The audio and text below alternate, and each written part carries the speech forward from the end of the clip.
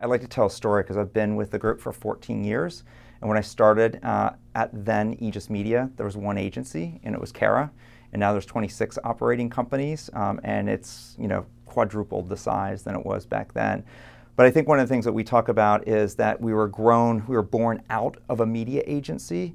And in terms of the agency today, we're the youngest of all the major agency networks. So we were really only born in 2013, so only 5 years ago. And that gave us the ability to really define what we think the future of marketing and brand engagement is going to look like, and how do we then double down on the capabilities that we think are going to be important for clients. So that's data, that is storytelling, that is dynamic content, and that is the ability to measure that as well. So those are the areas that we've continued to be focused on. I think probably the biggest example of that was the acquisition about a year and a half ago with Merkle. The acquisition of Merkle has been fundamental in terms of transforming the organization around. We've always been an organization around people, right? Carat had the consumer connection system, which allowed us to be able to understand people's motivations, their behaviors through claimed panel data. And that was a game changer. That was a point of differentiation. And then we live in the world of big data, and behavioral data was so important to us. What Merkle brings is 30 years of dealing with consumer data and understanding consumers through that data. And so what we've been able to do is extract the key platform that they've been leveraging, which is M1, be able to merge together the behavioral data that we had within Amnet, our programmatic arm, and CCS, which was our panel data, to be able to create an incredibly robust data cloud that allows us to truly understand people, not just what they're doing behaviorally, but more important, why they're doing that, and critically doing that based on PII data, name, address, email address, not a projection of someone or a proxy of someone based on a cookie ID or device ID or a panel ID, but actually an authenticated deterministic ID. So what does that look like to a client? How do you explain it, and how does it work in a campaign? So we like to say that it changes everything. I think we originally thought that it was going to help us really change the way that we manage their programmatic or their data-enabled media planning and buying. And what we learned very quickly is the ability to pull all of that data science and data way upstream in terms of telling stories around people. And being able to do some sophisticated data science work to create lookalike models or propensity models or next best models to really challenge our audiences, in many cases actually recommend to them who their most valuable customers were. And then critically tell stories about those different segments of customers so that they could use that to inform creative, they could use that to inform product development. In some cases, we have clients that are using that insight about different types of customers to inform their sales efforts that they're doing. What are some of the factors around this sort of change in media representation? Yeah.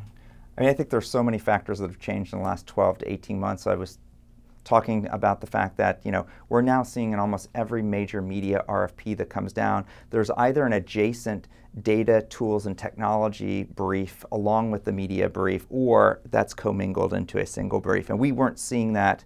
It really started in 2015 where we started to see that happen, and it really accelerated in 2016 and 2017.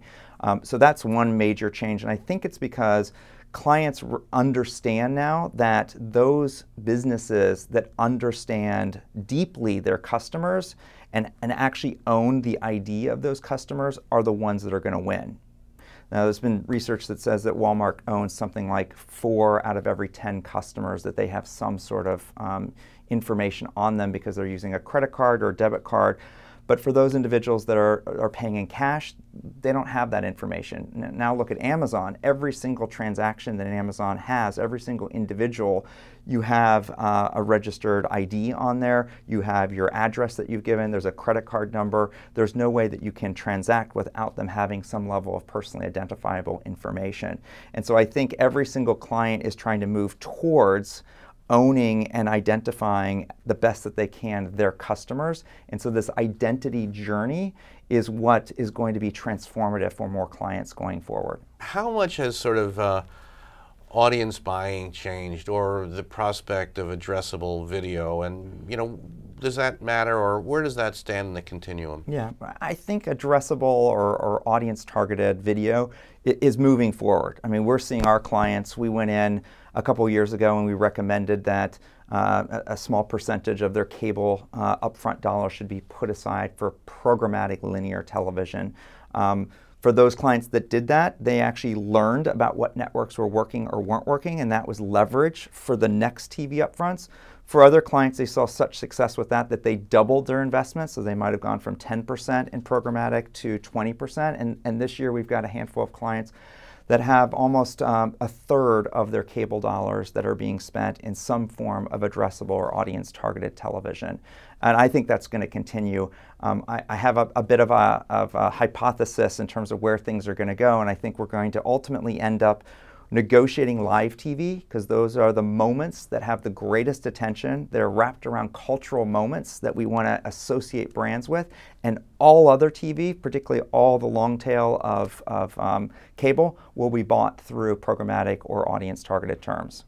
There's no reason. Most of that content is very low rated. It's time shifted in terms of how people are viewing it, and therefore our ability to manage reach, frequency, audience delivery in a programmatic or audience targeted way is absolutely the future that we're going. So I think we're going to have two different ways of engaging in video content. One is much more around live and the cultural moments associated with that, and big platforms, and then moving much more towards perhaps where all cable television in the future will be bought through audience addressable terms.